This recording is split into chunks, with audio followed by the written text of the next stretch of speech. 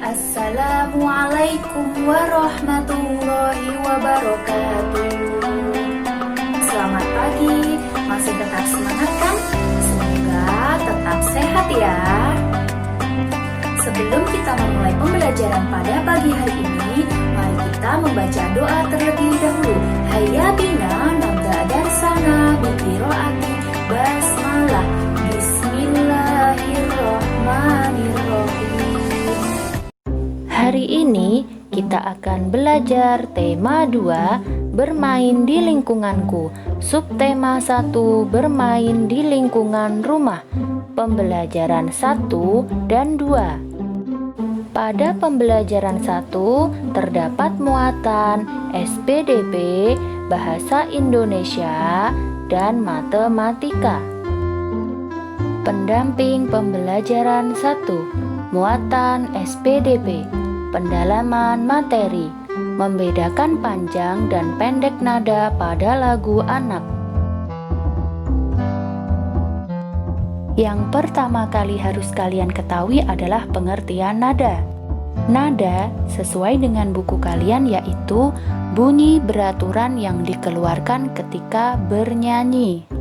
Jadi, setiap bunyi beraturan yang kalian keluarkan ketika kalian bernyanyi itu namanya nada.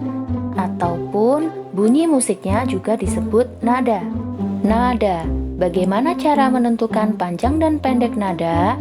Ya, panjang pendek nada dihitung dengan ketukan. Kemudian di sini ada nada panjang. Nada panjang memiliki nada 2 ketukan.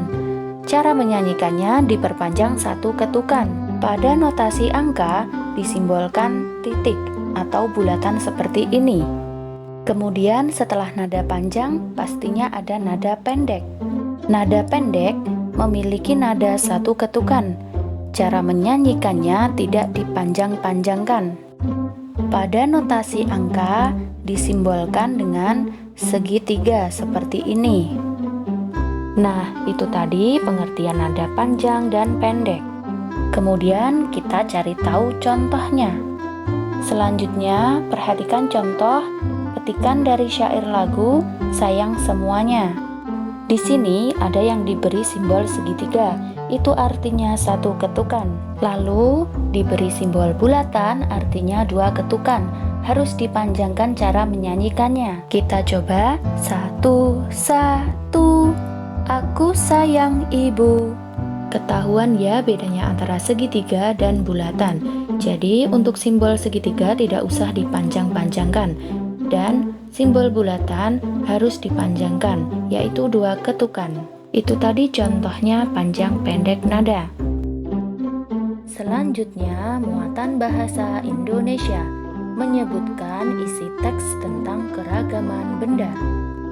Kalian perhatikan ya halaman 84. Dedi dan teman-temannya gemar membaca buku. Di dalam buku terdapat teks yang berisi informasi. Misalnya, informasi tentang jenis dan kegunaan benda-benda. Jenis dan kegunaan benda sangat beragam. Ayo simaklah teks bermain gelembung sabun dengan seksama. Bermain gelembung sabun.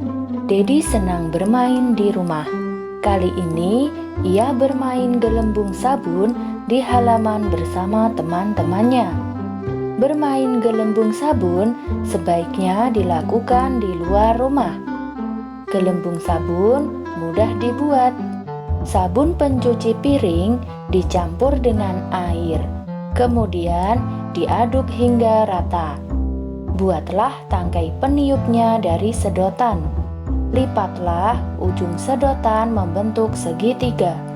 Ikatlah menggunakan karet gelang.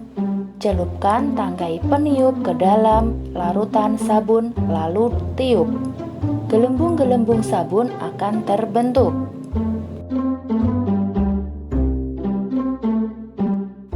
Kita bahas bersama ya. Latihan halaman 85. Nomor 1. Benda apa yang digunakan saat bermain gelembung sabun? Jawabannya adalah sedotan dan karet gelang. Soal nomor 2. Bahan apa yang digunakan untuk membuat gelembung sabun? Jawabannya adalah sabun pencuci piring dan air. Soal nomor 3. Bagaimana cara membuat gelembung sabun? Jawabannya adalah sabun pencuci piring dicampur dengan air kemudian diaduk hingga rata. Buatlah tangkai peniupnya dari sedotan. Kemudian lipatlah ujung sedotan membentuk segitiga. Lalu ikatlah menggunakan karet gelang. Celupkan tangkai peniup ke dalam larutan sabun, lalu tiup. Dan yang terakhir gelembung-gelembung sabun akan terbentuk. Soal nomor 4. Benda berbentuk apa saja yang terdapat dalam teks bermain gelembung sabun?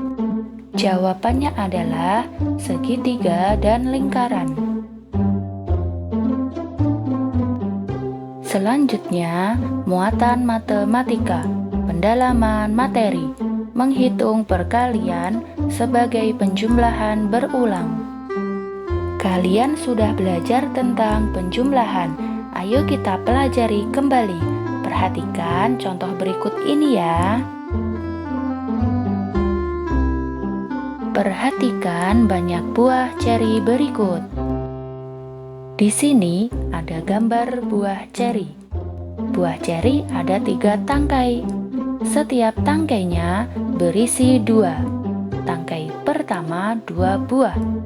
Tangkai kedua 2 buah. Dan tangkai ketiga 2 buah juga. Diingat-ingat ya, ada 3 tangkai buah ceri. Setiap tangkai berisi 2 buah ceri. Nah, sekarang kita akan menghitung banyaknya buah ceri seluruhnya. 2 ditambah 2 ditambah 2 hasilnya adalah 6. Nah, dari sini kalian harus paham banyaknya buah ceri ada 2 ditambah 2 ditambah 2 sama dengan 6.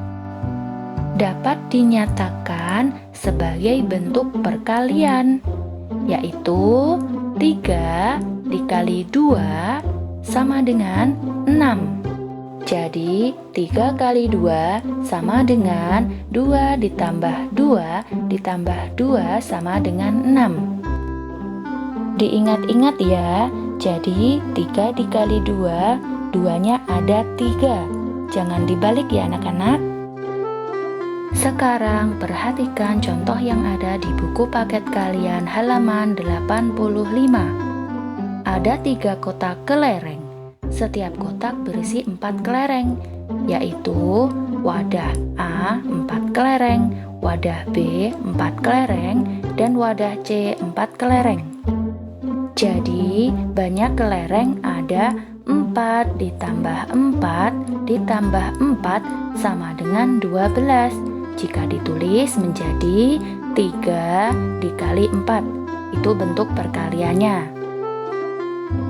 Jadi bentuk perkaliannya 3 dikali 4.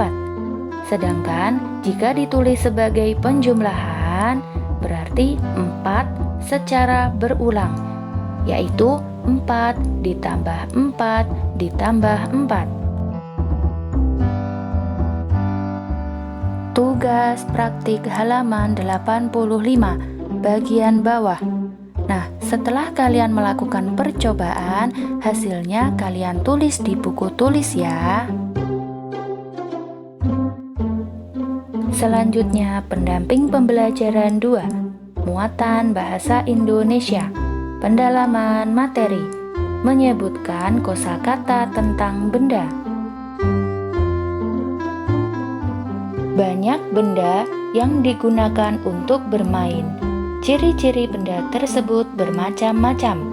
Ada yang berbeda bentuk, bahan, warna, permukaan, dan kegunaannya. Perhatikan contoh berikut. Kelereng berbentuk bola kecil yang terbuat dari kaca.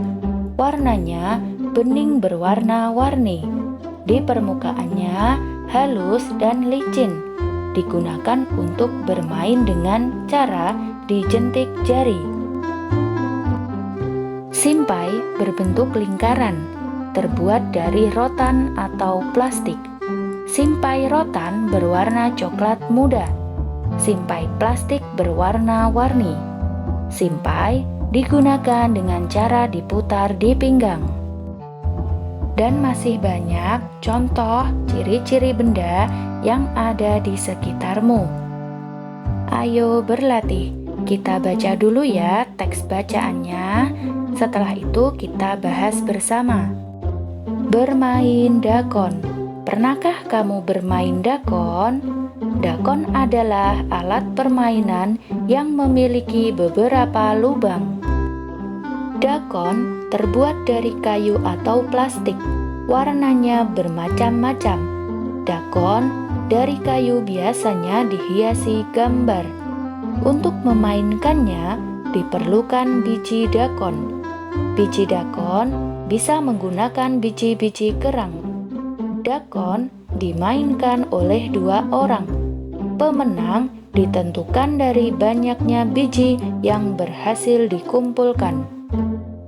Nomor 2, pertanyaannya. Poin A. Apakah yang dimaksud dengan dakon?